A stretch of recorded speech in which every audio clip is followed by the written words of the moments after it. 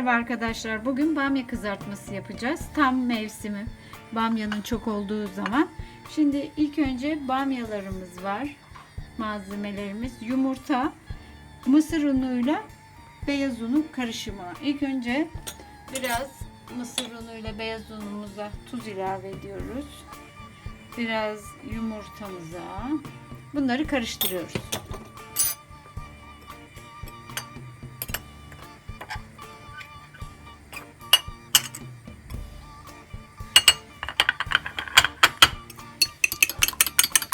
Yumurtamızı da çırpıyoruz.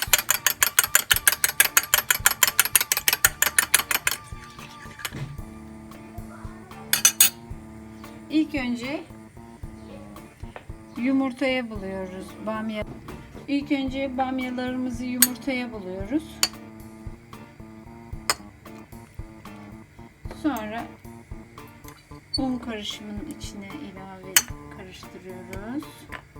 Kızgın yağda kızartacağız bunları.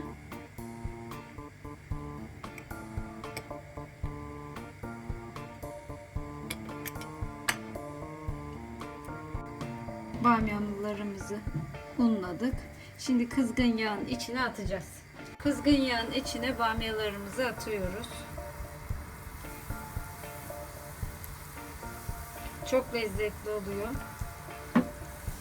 Bamya sevmeyen çocuklarınıza yedirebilirsiniz.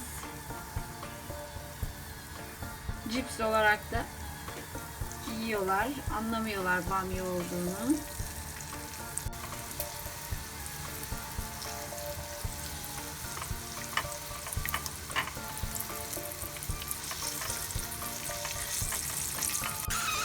Bamyalarımız kızarmaya başladı.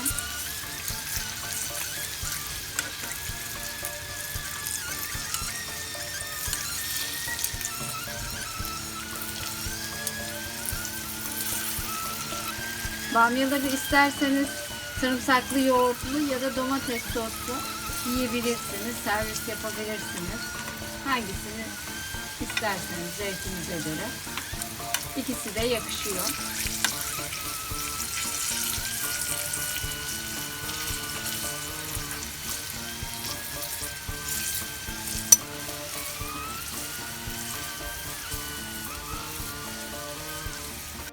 Bamyalarımız kızardı. Servis tabağımıza alıyoruz.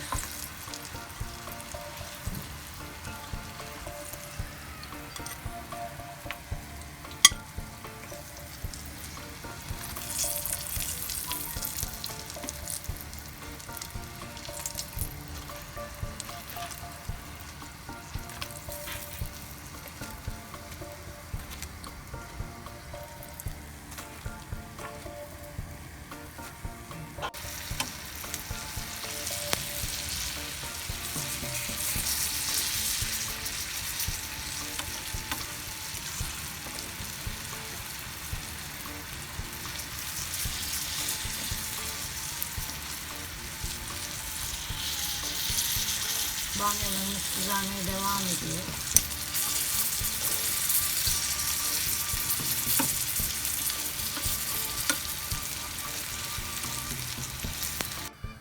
Şimdi bamya kızartmamız için sarımsaklı yoğurt hazırlıyoruz.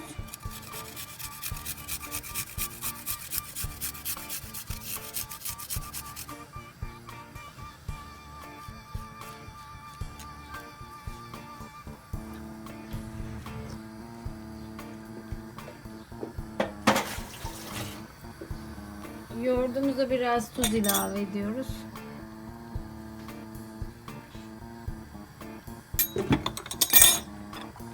Karıştırıyoruz.